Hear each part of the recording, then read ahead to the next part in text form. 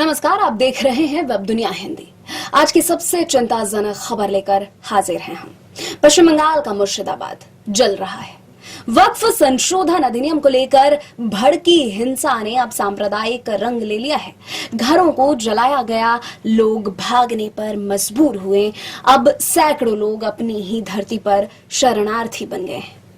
राज्य के मुर्शिदाबाद जिले के धुलियाना, सुती, जंगीपुर और शमशेरगंज इन दिनों दहशत के साए में है। वक्फ अधिनियम के खिलाफ विरोध प्रदर्शन देखते ही देखते हिंसक दंगों में बदल। बीजेपी नेता शुभेंदु अधिकारी का दावा है कि अब तक 3 लोगों की मौत हो चुकी है और कई लोग गोली लगने से घायल हैं। उन्होंने यह भी कहा कि बंगाल में अब बांग्लादेश जैसे हालात बन गए हैं।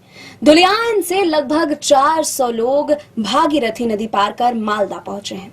इन लोगों को स्थानीय स्कूलों में शरण दी गई है, जहां प्रशासन ने खाने और रहने का अस्थायी व्यवस्था किया है। नाव से नदी पार करते इन परिवारों की आंखों में डर साफ दिखता है।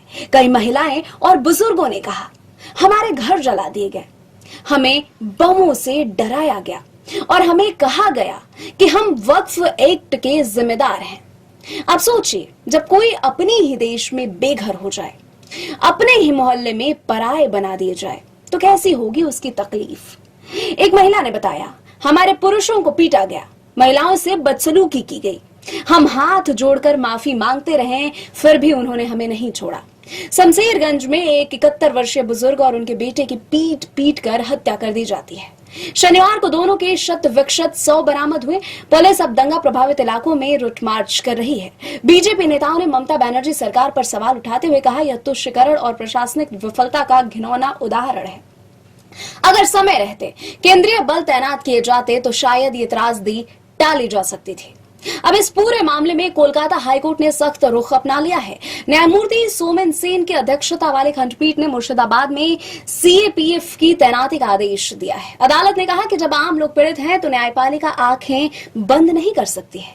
तो क्या बंगाल की सरकार अब जागेगी? क्या पीड़ितों को इंसाफ मिलेगा, या फिर यह खबरें भी वक्त के साथ दबा दी जाएंगी? आपकी क्या राय है? हमें कमेंट करके जरूर बताइए और ऐसे ही संजीदा मुद्दों की पूरी सच्चाई जानने के लिए जुड़े रहिए वेब दुनिया हिंदी के साथ।